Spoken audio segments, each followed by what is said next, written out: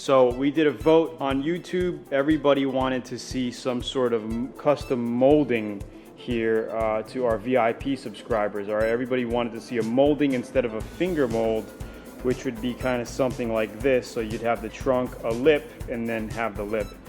But everybody wanted to see more of a mold that goes from here all the way down to make it look like a part of the trunk. So that's what we're going to be doing on this project.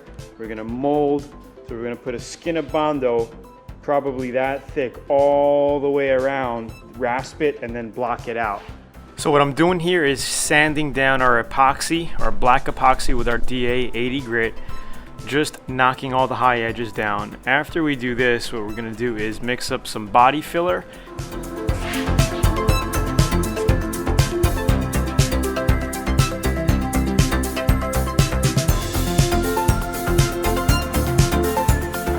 So what I'm doing here is we did the rasping. Now I'm using 80 grit. I'm just cutting all the high edges down.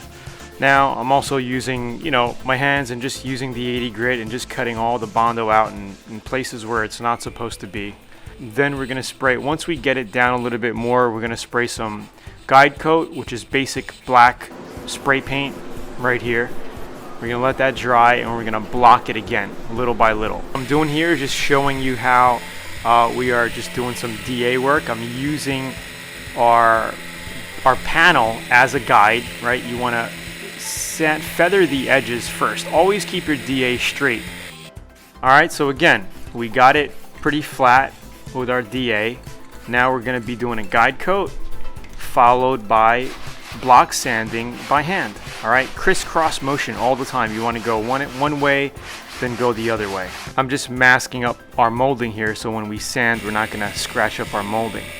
And yeah, I got a little lazy. I could have took out the door handles, but that was just extra work, extra 20-30 minutes that I didn't want to deal with. So the first thing you want to do here is just dry fit it. So we're just going to put it on, see how it fits. We may have to sand a couple of areas. We're just screwing the bottom in, screwing the top in just a little bit. And you don't want to force things, right? We want to make sure it fits nice and snug. All right, so I'm just screwing the bottom in here. We're using regular basic sheet metal screws. This is how it's looking. Okay, now we have to take it off. Do a little bit of shaping, very little, and then we're gonna put it back on. But we have to basically scuff in behind here, okay, both sides, so our epoxy is gonna stick. We have to make sure we scuff behind here, and they also still have to sand all of this undercoating out in the fender area.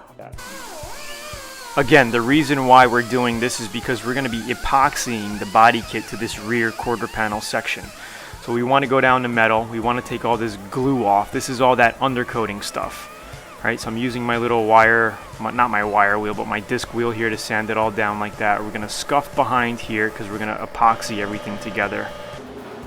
So we're just checking the door alignment here, making sure it's pretty even. Then what I'm doing here is just doing a little bit of sanding so our body kit fits nice and flush to the fender, right? So you want to work it little by little. Make sure you get a good fit. Then we're gonna screw it in just as a placeholder, right? Epoxy it, take the screw out, and then go from there.